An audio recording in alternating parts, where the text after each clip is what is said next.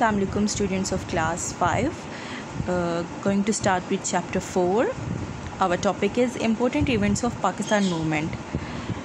अच्छा, मैंने आपको प्रीवियस लेक्चर में एक्सप्लेन किया था कि हिस्ट्री क्या होती है। हमारे इम्पोर्टेंट पास्ट इवेंट्स को हम हिस्ट्री कहते हैं। उनको स्टडी करना कि हमारे पास्ट में क्या इम्पोर्टेंट इवेंट्स थे ऐसे, और कौन से इम्पोर्टेंट इस तरह की हमारे पास लोग थे, like Mohammad bin Qasim. Now let us study about important events. The Muslim rule in subcontinent started with the conquest of Sindh by Muhammad bin Qasim in 712 AD. At that time, Muslim rule covered whole Arabia and surroundings. Muhammad bin Qasim defeated Raja Tahir and took over Sindh. More campaigns succeeded with the victory of Multan. Muhammad bin Qasim awarded grants to Hindu and Buddhist leaders and treated them with respect and honor. अच्छा, अब Mohammad bin Qasim एक important हमारा past में ऐसा leader था जिसके बहुत सारे हमारे पास हिस्ट्री में इवेंट्स देखने को मिलते हैं, बहुत सारे कॉन्क्वेस्ट्स देखने को मिलते हैं. अब 712 AD में मोहम्मद बिन कासिम ने सिंध फतह किया. आपको पता है पहले मुस्लिम्स और जो इंडियंस हैं, पाकिस्तानीज़ और इंडियन एक ही कंट्री में इकट्ठे रहा करते थे. आपको पता है कि पाकिस्तान बाद में एक एज अ न्यू कंट्री देखने को मिला. ठीक है, आपको पता है 14 अगस्त 1947 में Pakistan came into being. Okay, तो अब मज़ीद पढ़ते हैं हम मोहम्मद बिन कासिम के बारे में.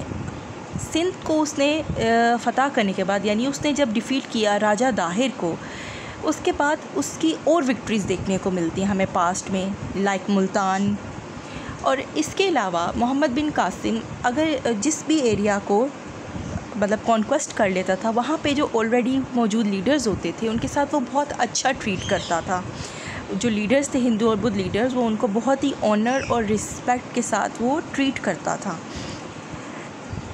Now many non Muslims embraced Islam due to good conduct with them. Due to good conduct of Muslim army, the people of Sindh and Punjab kept practicing their local culture.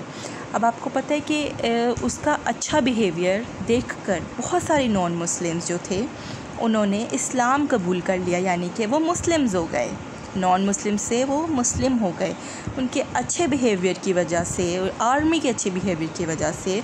जो वहाँ पर सिंध के लोग थे, पंजाब के लोग थे, उन्होंने उसके लोकल कल्चर को माना और उसको उन्होंने प्रैक्टिस किया. और काफ़ी सारे नॉन मुस्लिम जो थे वो मुस्लिम्स हो गए, यानी मुस्लिम हो गए. उन्होंने इस्लाम कबूल कर लिया उसके अच्छे बिहेवियर को देखते हुए. Different Muslim rulers ruled over India after Muhammad bin Qasim. These rulers belong to slave Tughlaq, Khilji, Sadat and Mughal dynasties. Mughal dynasty ended in 1857 and the British took over the subcontinent after the War of Independence. The British rule continued till 1947. During that period, the Pakistan movement progressed. Important events of Pakistan movement have been mentioned. Following lines.